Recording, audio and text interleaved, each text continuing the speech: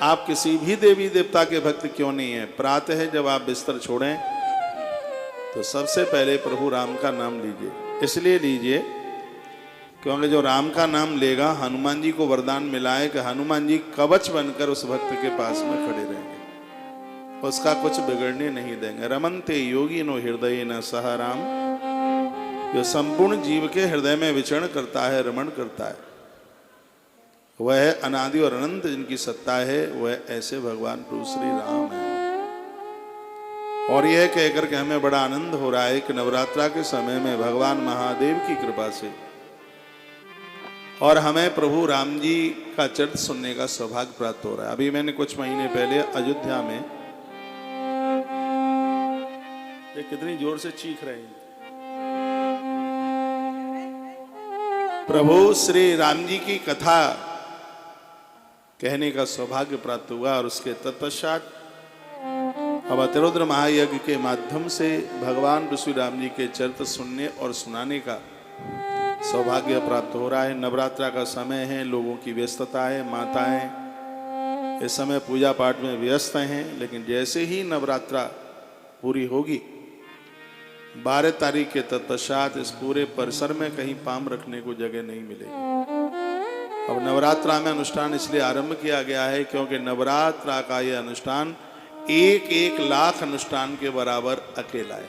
भीड़ कम हो ज्यादा हो कोई फर्क नहीं पड़ता, लेकिन एक आहुति 1 लाख के बराबर हो, 1 मिनट की कथा 1 लाख मिनट के बराबर हो, तो ये सब देख करके नवरात्रा में ये अनुष्ठान आयोजन ये रखा गया। भीड़ें बहुत देखी हैं, बहुत बड़े बड़े आयोजन देखे हैं, लेकिन ये 5-7 दिन जो हैं नवरात्रा के, ये एक विशेष मुहूर्त के हैं।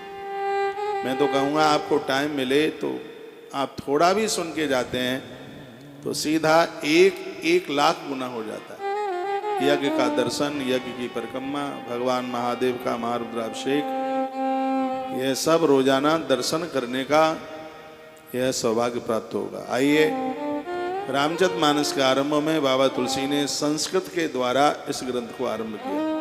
संस्कृत हमारी सभ्यता है, संस्कृत हमारा आचरण है, संस्कृत हमारा संस्कार है, संस्कृत हमारी सभ्यता है, संस्कृत हमारी सुंदर आकृति है। संस्कृत के बहुत अर्थ हैं। जो हमें विकृत नहीं होने देता उसी को संस्कृत कहते हैं।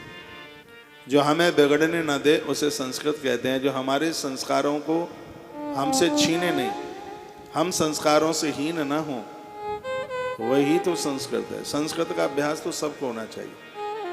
यह नहीं है कि ये कोई आचार्य पंडित लोगों के लिए जो पूजा पाठ करावे उनके लिए, कर्मकांडी लोगों के लिए नहीं, ये सबके लिए होना चाहिए।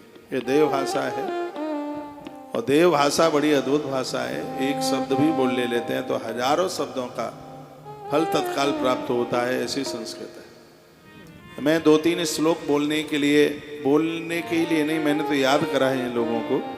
अपनी पूजा आरंभ करें तो संस्कृत में ये श्लोक जरूर बोलें। मंगलम भगवान विष्णु, मंगलम गरुड़ध्वज, मंगलम पुंडरीकाक्ष, मंगलाय तनम हरि। मंगलाय स्तनो हरि नहीं है, मंगलाय तनम हरि सीधा है बिल्कुल।